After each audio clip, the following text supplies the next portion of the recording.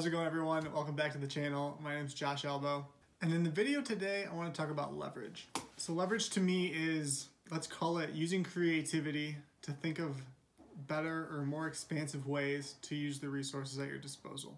The things that I'm going to cover in this video are going to be how I use leverage in my businesses, how I failed using leverage in my businesses, as well as a couple things that'll get you thinking bigger, more expansively now that you have this new information. Hopefully it's new information. Something that I have to start doing, because the channel is free, but the cost of this video is leaving a like and subscription on the channel. So go click the like button, because I guess it's super important that you click those algorithm-wise, because I know people are watching the videos, but the likes really help the channel out, and I'm doing this for free out of the kindness of my heart. So that's the cost of the video today. But other than that, let's get right into it. So when I think about leverage, the first two things I think about are employees and money, or capital, whatever you want to call it. Money from the standpoint that you can use leveraged money, leveraged funds to make more money on top of that, and then depending on the interest rate and if there's cash flow on top of the debt expenditure on that interest rate, as long as it's cash flowing in as a good deal, then you're good to go. Another thing is in network marketing, which is not where I had my start, but I know a lot about the industry because I have a lot of clients in that industry. They talk about time freedom and time leveraging, or I guess more so getting time freedom through time leveraging by using teams of people. And then the sum of all the parts is greater than the individual. So I guess one of the ways I could think of where I failed to leverage myself as best I could, I did it really well in 2018 by having a full-time employee running DipLab entirely while I was living in Dallas and he was running it in Michigan. So that was a very good job. And same with kind of in 2017 when I had employees doing sales for me for Summit. Even though I was making the mistake of working in my business, which business owners from a scalability and leverage point we're taught not to do, because you're supposed to be working on your business, not in your business. But the leverage of those salespeople allowed me to close more sales without having to physically be making those same calls. I guess one of the takeaways would be always be willing to hire good salespeople that are willing to work on commission and close deals. Because if you don't have sales, you're not in business. One of the more ways that I've made the mistake side on the leverage side is not leveraging my time as well as I could have with DipLab by doing too much of the inside labor in 2019. So last year, making the mistake of doing way too much work in that business, when it would have made it 100% more sense to hire somebody.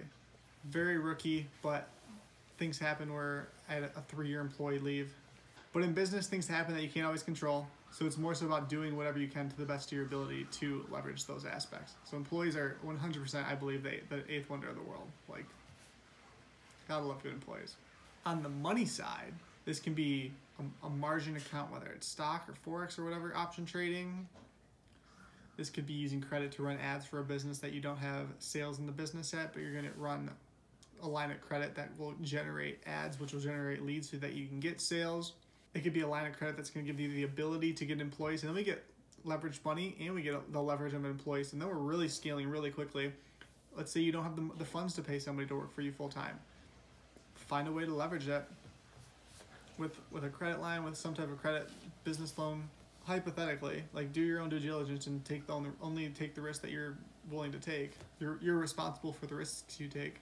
I think that's a really good one, using funds that you don't have necessarily to pay somebody to work for you, because as long as you know that it's there, so that's the risk you're willing to take. Same way when you're risking money on ads, same way when you're risking money by hiring an employee at all. If you know the sales will be there, then have it make sense, have the deal make sense for you and make the deal work.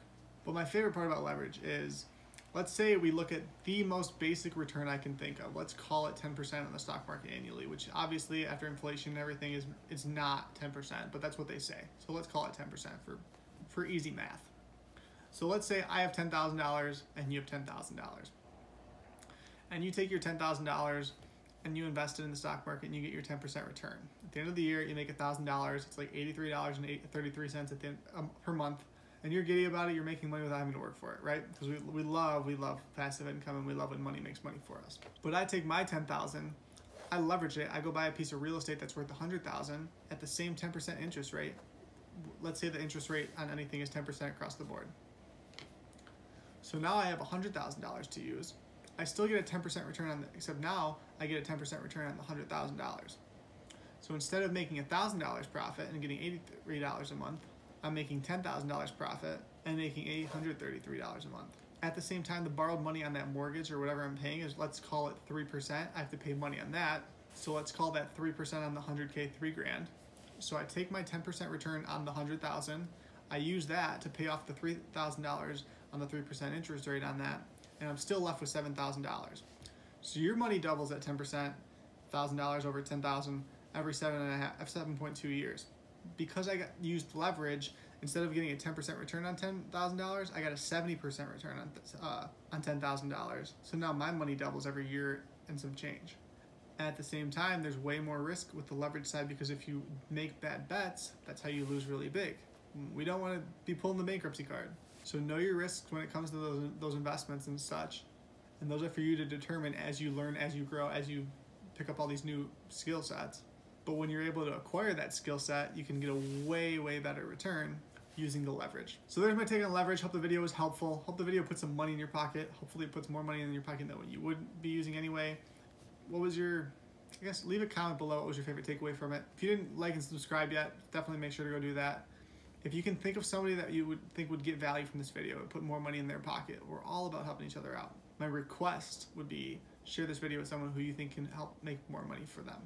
Other than that, thanks so much for watching. I'll see everyone in the next video.